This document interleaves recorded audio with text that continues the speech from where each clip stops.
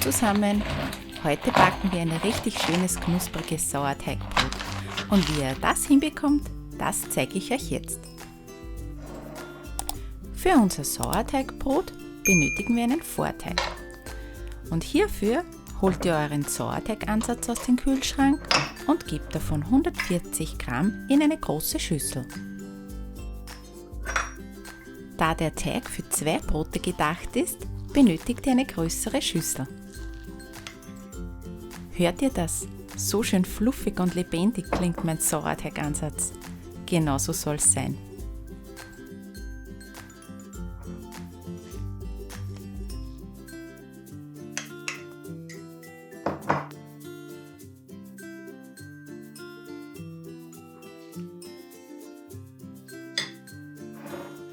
Als nächstes geben wir 160 Gramm lauwarmes Wasser dazu.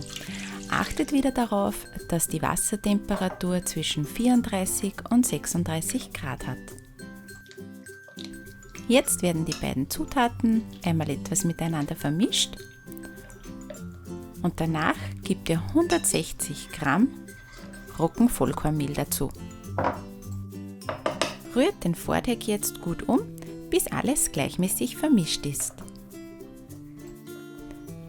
Jetzt darf der Vorteig erstmal 7 bis 9 Stunden in Ruhe vor sich hin arbeiten.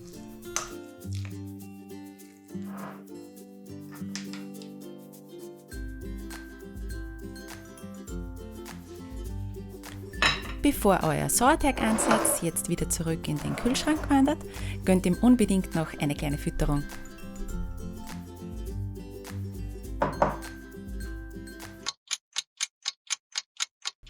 Frühmorgens mache ich mich dann an den Hauptteig. Dafür benötigt ihr 300 Gramm heißes Wasser. Ich mische das Wasser mit etwas Kaltem, damit es nicht zu heiß ist, denn es sollte auf keinen Fall kochend sein. In das heiße Wasser gebt ihr dann 50 Gramm Sonnenblumenkerne, 50 Gramm Sesam und 50 Gramm Leinsamen.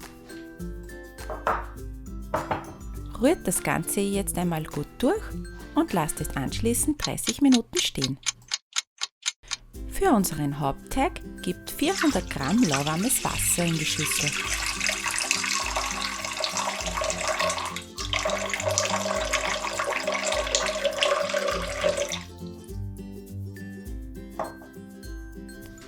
,20 Gramm Salz, 20 Gramm zimmerwarme Butter,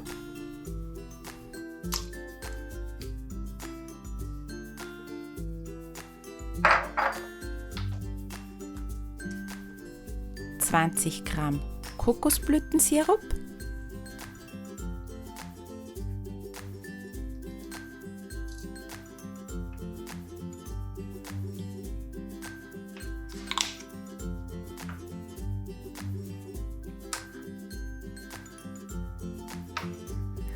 Jetzt kommt noch der ganze Körnermix in die Schüssel.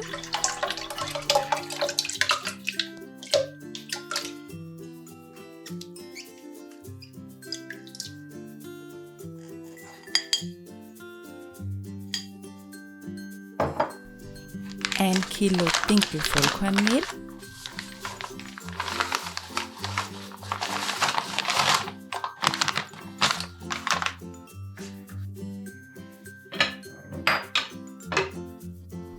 zu guter Letzt kommt noch das Wichtigste in die Schüssel, unser Vorteig. Seht ihr, wie der aufgegangen ist? Genauso soll es sein.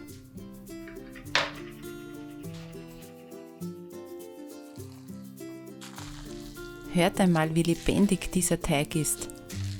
Genau perfekt für ein gutes Brot.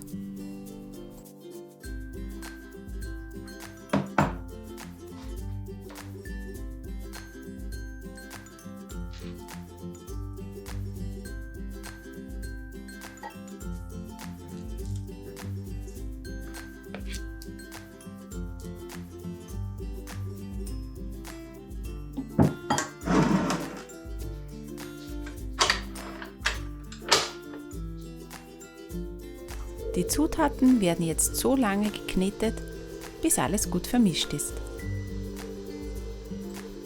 Knetet den Teig nicht allzu lange, denn ansonsten wird er klebrig.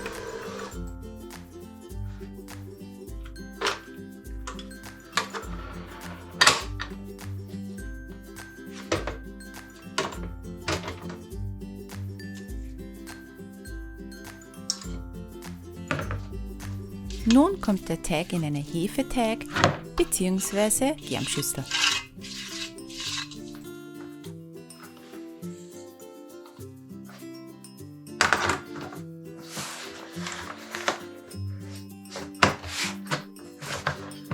Dort kann er jetzt wieder 8 bis 9 Stunden rasten.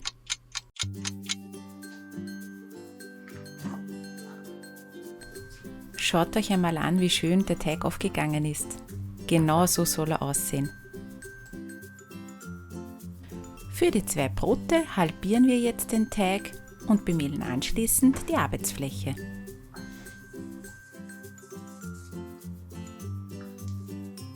Jetzt wird die Masse noch einmal kräftig geknetet, damit wir daraus dann schöne Brote formen können. Schaut immer darauf, dass eure Arbeitsfläche gut bemehlt ist. So bleibt nichts kleben und das Formen geht viel leichter.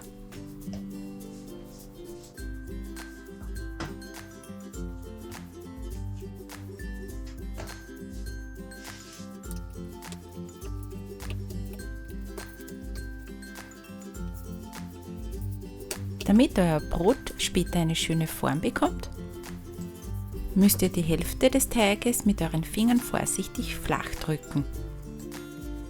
Danach wird das Ganze eingeschlagen und noch einmal wiederholt. Jetzt drückt ihr wieder die Hälfte des Teiges flach und noch einmal einschlagen. Jetzt noch etwas formen und ab damit aufs Blech.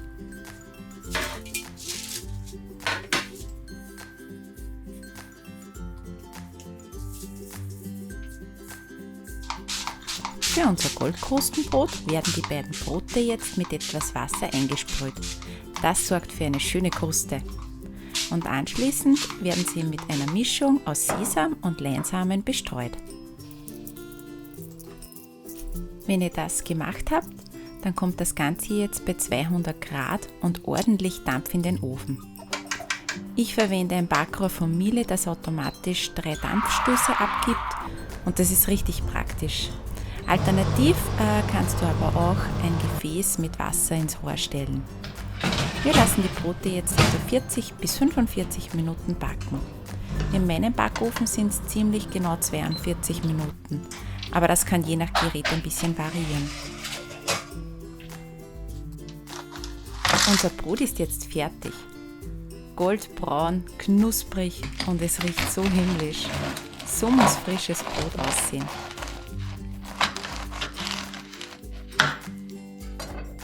Hat euch unser Video gefallen?